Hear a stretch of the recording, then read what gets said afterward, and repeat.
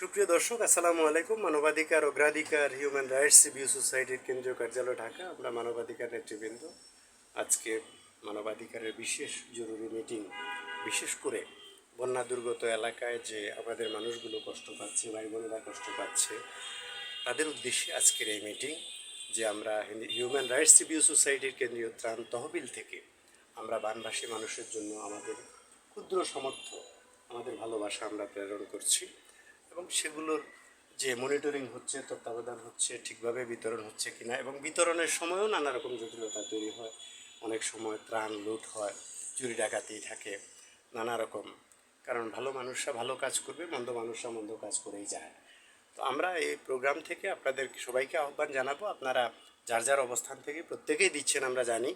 আর আমাদের মানবাধিকার সংগঠন হিউম্যান রাইটস সিভিল সোসাইটির কর্মীরা, আপনারা আমাদের কেন্দ্রীয় ত্রাণ তহবিলে আপনারা যে যতটুকু পারেন আপনারা সহযোগিতার হাত বাড়াতে পারেন। আর এই কাজে আমরা দুনিয়ার কল্যাণ এবং আখিরাতের মুক্তিও আমাদের হতে পারে।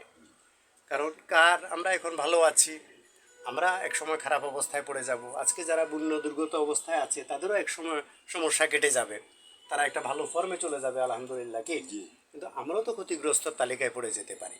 সুতরাং আমাদেরকে কখন কার দুয়ারে দাঁড়াতে হয় আমরা কেউই জানি না।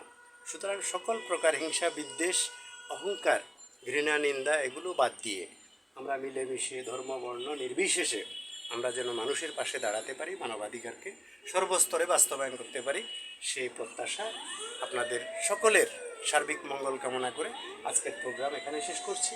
আগামীতে আবার দেখা হবে ইনশাল্লাহ। সে অবধি আপনারা সবাই সুস্থ থাকুন, সুন্দর থাকুন। আসসালামু আলাইকুম।